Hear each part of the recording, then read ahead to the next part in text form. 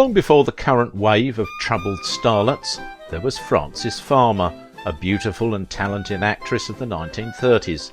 She had a troubled collapse of her own. The life of actress Frances Farmer has been subject to dramatic fictionalisation, but the truth of her life is much darker. Why Frances Farmer's lobotomy is one of the saddest stories to come out of Hollywood. Make sure to watch the video until the end and leave your thoughts in the comments. If you are new here, join our wonderful community by subscribing to the Age of Vintage channel.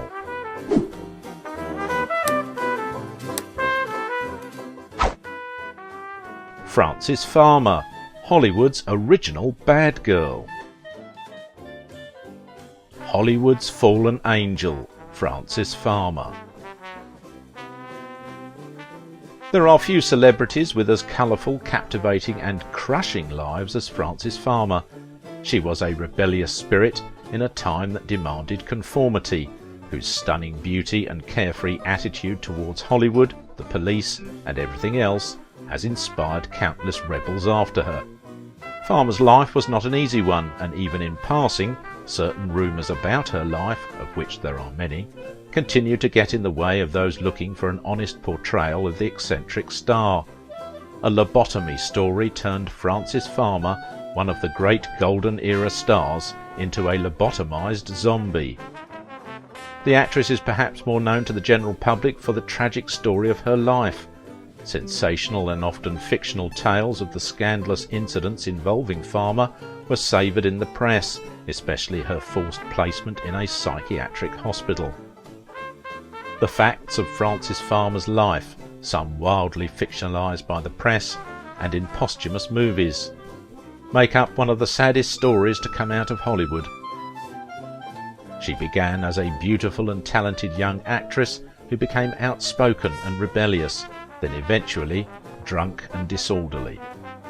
Frances Eleanor Farmer was born on September 19, 1913 in Seattle, Washington.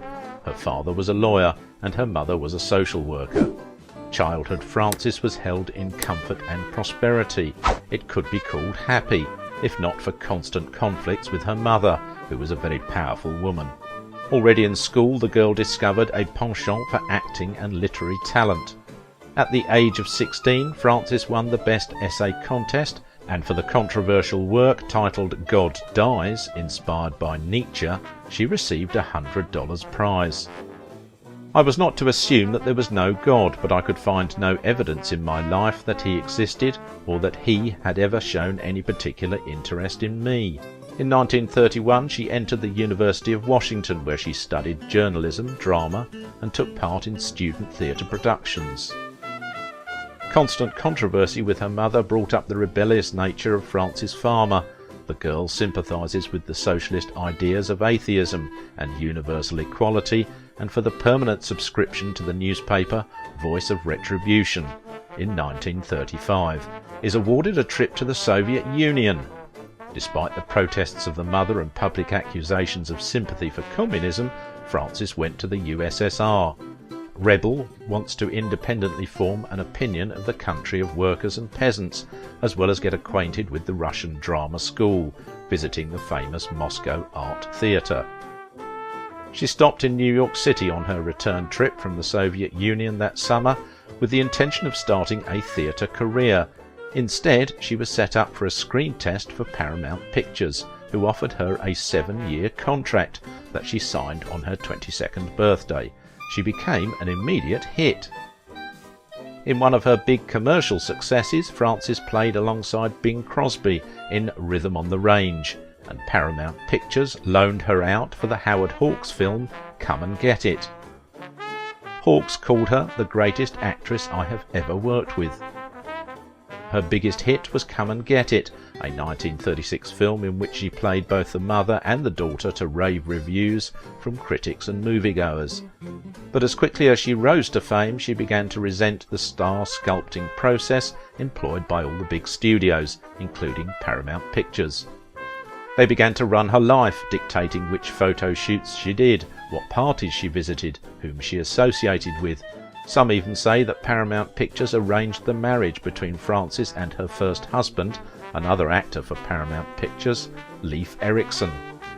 Things started to go south quickly, including her marriage to Leif and her affair with one of her married stage directors, Clifford Odets.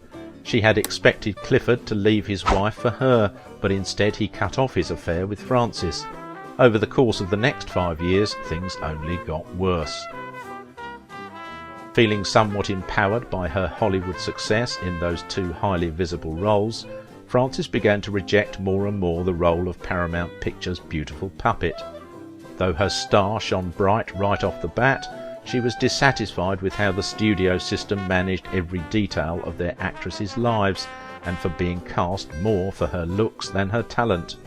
As a result, she quickly gained a reputation for being uncooperative. Following the terms of the contract with Paramount Pictures, Frances Farmer returns to Hollywood. She continues to act, and in her spare time participates in productions on Broadway, but they do not bring success to the actress. Frances feels depressed and increasingly relieves stress from alcohol. Such a way of life does not benefit the actress. Her already difficult character, aggravated by the hangover, becomes unbearable. Frances is naughty and often disrupts the shooting. Her behaviour repels producers, and since 1939 the career of an actress has gone down. Frances is increasingly offered minor roles, and in 1942 the studio breaks off a contract with her. In the period from 1938 to 1942, Farmer starred in the films The Curved Mile, The South of Pago Pago, The Golden Stream, the world premiere, The Barren Lands of Dakota, Among the Living, The Son of Fury, story Benjamin Blake. Farmer was set to star in an adaptation of Hemingway's The Fifth Column, but began binge drinking during rehearsals. She was terribly depressed at the time and withdrew from the production. This act awarded her a $1,500 fine from the Theatre Guild for unprofessionalism. Frances's once so promising career stalled. She developed addictions to alcohol and Benzedrine, probably not helped by the fact that Paramount had encouraged her to use prescription amphetamines to regulate her weight. At the time, the drug was widely available and often recommended by doctors as an appetite suppressant. Not until the 1970s was it discovered that amphetamines are highly addictive, have unpredictable side effects and, taken in sufficient quantities, can produce symptoms similar to those of schizophrenia. It was in 1942 that things began to go terribly wrong for Farmer. Farmer was arrested for drunken driving and fined $500, of which she paid $250. It wasn't just the loss of her contract at Paramount or her increasingly negative reputation with the industry, or the ending of her marriage to Leif Erikson. That October she was stopped by police in Santa Monica for driving with her headlights on in a wartime blackout zone and arrested on suspicion of being drunk. She paid half her fine, was released, but failed to pay the other half and was arrested again in 1943. Around the same time she was accused of dislocating the jaw of a studio hairdresser. She was erratic at the hearing as well, where the photo below was taken. Sentenced to 180 days in jail, but was instead committed to the psychiatric ward of LA General Hospital and was diagnosed with paranoid schizophrenia. It was downhill from there. Second-rate movies, arrests, cancelled contracts, studio disputes, and 10 years of confinement in mental hospitals, where she received shock therapy and was eventually pronounced cured. Although this was meant to help her, it may have actually just sent her further down her downward spiral. While under psychiatric care in the San Fernando Valley, Farmer was diagnosed as a paranoid schizophrenic. In line with the times, she endured insulin shock therapy as a treatment. One of the most standard and accepted treatments for this at the time was not only electric shock therapy, but insulin shock therapy. Insulin shock therapy involved injecting the patient with heavy doses of insulin daily, causing comas. This treatment was phased out after the 1950s in favour of medications. Farmer claimed to have once gone through this form of therapy for 90 days straight. She would only stay a short time, however, as she managed to escape this institute after 9 months by scaling a wall. Eventually, Frances's mother, with whom she had a miserable relationship, obtained legal guardianship over her daughter, who was 30 years old at this point. Her mother checked her into Western State Hospital in Steilacoom, Washington, where Frances endured electroconvulsive therapy.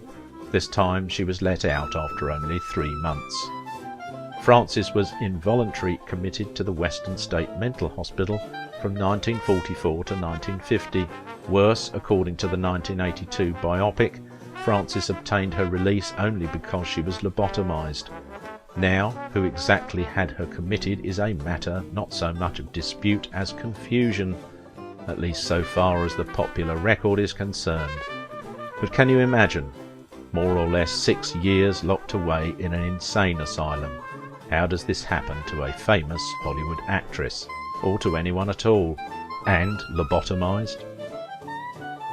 It was long purported that Frances Farmer had undergone a lobotomy while under psychiatric care, but this was found to be false in a court case over copyright infringement against William Arnold, author of the book Shadowland and the perpetrator of the lie.